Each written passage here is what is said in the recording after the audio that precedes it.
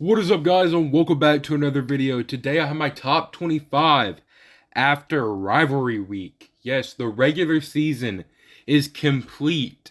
Man, that sounds like such a just a strange thing to say, but it is, and it doesn't feel like it. Man, this season flown by so fast. But yes, the regular season is over. But before I get into the video, I just want to say thank you for watching. Please consider subscribing.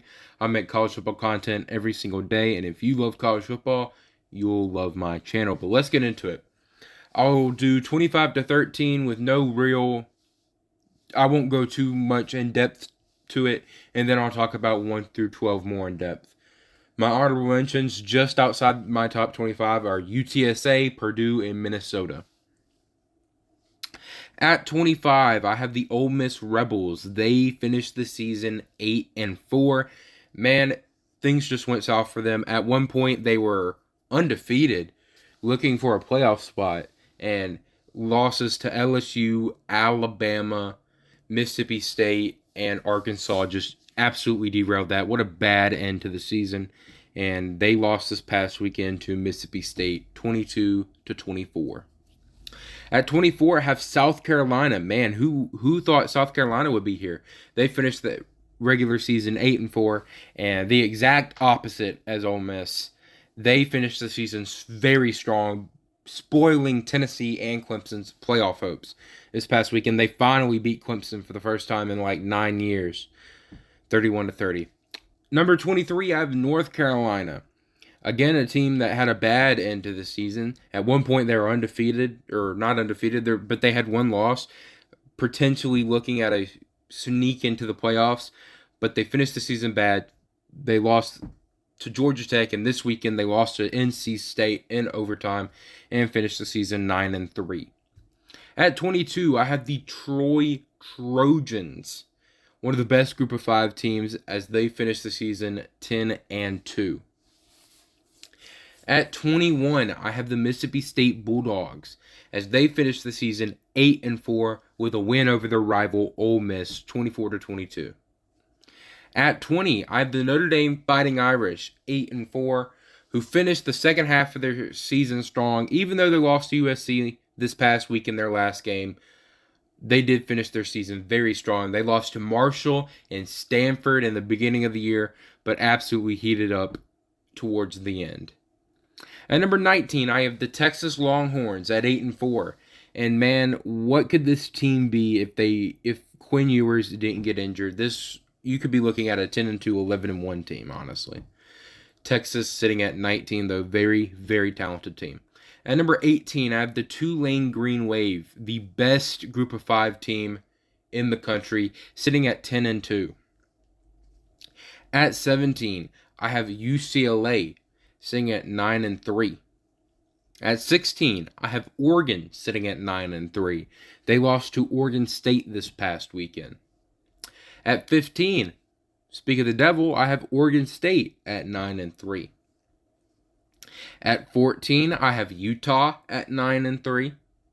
They will play USC this upcoming Saturday in the Pac-12 Conference Championship. And to wrap it all up, I have 13, Washington, the Washington Huskies, who finished the season 10-2. And I really value head-to-heads, so look at 13 through 17, they're all Pac-12 teams, but there's so many like triangles, and it just got confusing. Like Oregon State beat Oregon, but UCLA beat Utah, but Oregon beat Utah, but Oregon beat UCLA. There's just so many different just things, so I just had to rate them based on who I think's best. But I usually do take head-to-heads into consideration, but that was just a jumbled up mess right there. But let's start off my top 12. At number 12, I have the LSU Tigers, who finished the season 9-3. Brian Kelly having a very good year, very good first year at LSU, but they were spoiled this past week, losing to Texas A&M 23-38. And man, what a disappointing loss. Texas A&M obviously having a very bad season, a game LSU needed to win, and they did not, as that ends whatever playoff chances LSU had. This upcoming weekend, they will play Georgia in the SEC Championship. But LSU did finish the season very good. Jaden Daniels and Kayshawn Booty were the stars on offense, and Harold Perkins and BJ Ojolari were the stars on defense, as they finished with a top 15 offense and defense and a top 10 strength of record in Brian Kelly's first year. At number 11, I have Florida State, another 9-3 team, a 9-3 team that beat LSU in the first game of the season. Florida State beat Florida this past weekend 45-38 in a thrilling rivalry win.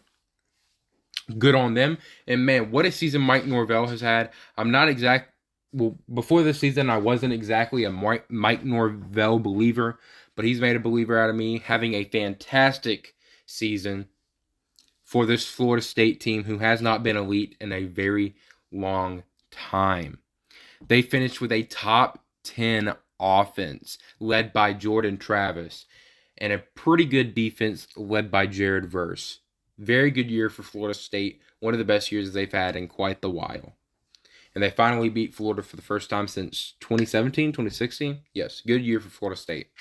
But hopping into the top 10, at number 10, I have the Kansas State Wildcats, who finished the year 9-3. They responded to a lot of adversity this season. They had an early loss to Tulane, who we didn't know they'd be as good at the time. And then they lost Adrian Martinez, their starting quarterback. But man, Chris Kleiman, the head coach, has done such a good job with this Kansas State team as they finished out the year 9-3 and got a win over their rival Kansas 47-27 this past weekend, as they led a top 25 offense led by the amazing running back Deuce Vaughn and a top 15 defense led by the amazing defensive end Will McDonald. At number 9, I have Clemson, who finished the season 10-2. A disappointment for Clemson, and a disappointment all around. Even though they're top 10, even though they're 10-2, a big disappointment. They lost to South Carolina this past weekend, like I mentioned a little earlier, 30-31. And it sounds crazy to say a 10-2 season is a disappointment, but it is, with such the repertoire that Dabo Swinney has built up. They had a pretty good defense this year, and their offense, while being pretty good, did not live up to expectation. DJ Uiagalelei did not come and break out like he should have. Will Shipley was pretty good. It was a bright star in their offense, and Brian Breesy and Miles Murphy were great on a very good defensive line unit this year. But Clemson expected so much more, and they were in the position to make a playoff run, but they dropped to number 9. This weekend, they'll go play North Carolina in the ACC Championship. At number 8, I have Penn State, who finished 10-2. This past weekend, they beat Michigan State 35-16, and Penn State really just a team that keeps creeping up. I think James Franklin did a pretty good job this season, top 10 strength of record, and a really outstanding defense, top 3 in my opinion. But their offense, while being good, really let them down. Sean Clifford, I expected a bigger year out of him, but there are some bright spots like Nick Singleton and Parker Washington, and Joey Porter was amazing on that defensive unit. But Penn State, the only problem with me, they could be higher, but they have no real great wins at all. They did not beat a great team this season, in my opinion. But their only 2 losses come to a very good Michigan team and a very good Ohio State team. So at Penn State at number 8. At number 7, I have the Alabama Crimson Tide at 10-2. And I know some people might be mad. I mean, most of my subscribers are Alabama fans. So this is a little low, but I'm just keeping it real. I think we deserve to be number 7. I won't be a homer. And there's no way we can sneak into the playoffs, even though the playoff committee ranked us at number 6. I don't really see a path for Alabama. But I have us ranked at 7. We beat Auburn this past weekend. Roll Tide, roll. We beat them 49-27 as that Cadillac ran out of gas and needs a new transmission. But don't overlook Alabama. Of course, they had an amazing season. A disappointing season by Alabama standards, but an amazing season. Top 5 strength of record, top 10 offense, top 10 defense. of course. And Bryce Young might be, pound for pound, the best player in the entire country. Maybe didn't have the best season, but probably is the best player. And Alabama has amazing pieces. And I think with some new coordinators next year, even though they're losing a lot of talent, I think with some new coordinators next season, Alabama will be a force to be reckoned with. But I have them at 7 for now. At number 6, I have the Tennessee Volunteers at 10-2. I gave it to them because they beat Alabama head-to-head, and I respect that. I maybe would have moved Tennessee below Alabama if they struggled with Joe Milton this last game, but they did not. They beat Vanderbilt 56-0, and I understand it's Vanderbilt, but Vanderbilt's been on a hot streak. I give Tennessee a lot of credit for that, and I don't think I can just say, well, if Joe Milton played, I don't think they do this. No, I got to respect what Tennessee has done this season, and they had a pretty good season, going 10-2 and leading an amazing offense. Josh Heupel did amazing things this year. Their defense was really their downfall.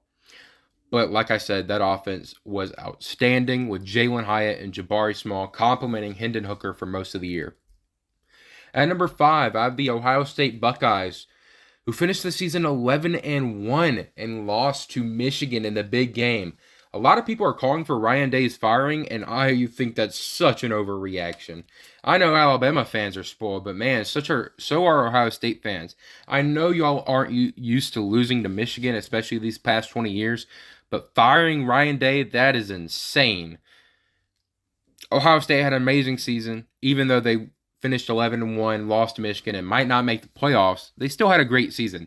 Top 5 offense, top 20 defense, so much talent on this team. C.J. Stroud, Travion Henderson, Mian Williams, Marvin Harrison, go on and on. Zach Harrison, J.T. Tillamano, Tommy Eichenberg. This team is so talented, and you could make the case they should have been in the playoffs. They should have beat Michigan, and they probably should have. I thought they would beat Michigan, and some of that does fall down to coaching. Ryan Day didn't coach a good game, but firing him is insane, in my opinion. Although this team was very talented, and even though I'm not an Ohio State fan, I really don't like Ohio State, but I would have liked to see this team do more with so much talent they had. At number 4, I have USC, the Trojans, who finished the season 11-1.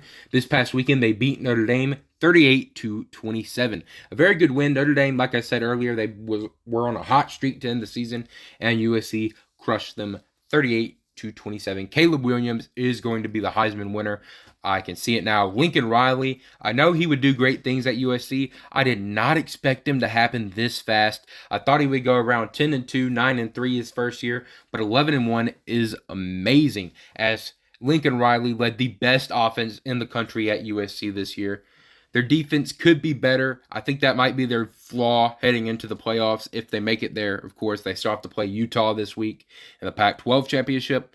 But their offense was so amazing with Caleb Williams and Jordan Addison. But that defense might be their downfall. But what a season USC has had. And like I said, they play Utah this upcoming week in the Pac-12 championship. They have a chance to avenge their only loss of the season. At number 3, I have TCU. This past weekend, they really impressed me. And if it weren't for Michigan doing what they did, they would have moved up to number 2. But they really impressed me, beating Iowa State 62-14. Iowa State, mind you, had one of the best defenses in the country. And TCU obliterated them. Man, that TCU offense is insane. It is top 10. They have the best strength of record in the entire country. And man, what a great job Sonny Dykes has done in his first season at TCU, with Max Duggan, Kendre Miller, and Quentin Johnson leading that just impeccable offense. And they go to number 3, undefeated, heading into the conference championship versus Kansas State, a team TCU's already beat. Let's see if they can do it again in the Big 12 championship. At number 2, I have the Michigan Wolverines, who are undefeated. And a lot of people say they should be number 1. But no, I think even with my rule, if you follow me, you know my rule for who should be number 1. But even without that, I still think Michigan's solidly at 2. But it is very close just based on record and resume. They beat Ohio State, obviously, this past weekend, 45-23 in the big game, and looked so impressive. I mean, Michigan was missing its best player, Blake Corum. They weren't even playing in the game. They had about 2 carries, I think. But Donovan Edwards stepped up. That Michigan offensive line is incredible. Probably the best offensive line in the entire country. As they finished the season undefeated with a big win over their rival, the first time they've beat Ohio State in Columbus since 2000, and they're headed to the Big Ten Championship to face Purdue. And then at number 1, they've been my number 1 all season, and they'll continue to be. Number 1, Georgia. 12-0, beat Georgia Tech this past week, 37-14, and my rule is that the defending champ is always number 1 until they lose a game, and Georgia has not lost yet. But even without that, Georgia should be the clear-cut number 1, as they have just looked incredible. Top 5 offense and the best defense in the entire country, in my opinion. A top 3 strength of record. Defending champs, undefeated, led by the incredible Kirby Smart. And look at this team. Look how talented it is. Stetson Bennett, Kenny McIntosh, Brock Bowers, Jalen Carter, Keely Ringo. This team is incredible, and I won't give my official predictions yet, but it's looking like they really could go back-to-back, It is really looking like they could go back-to-back, so I have them at number 1. They play LSU in the SEC Championship this upcoming weekend. But let me know your thoughts and opinions in the comments below. Do you agree with my top 25? What would you change? Please tell me in the comments, and thank you for watching. Peace out.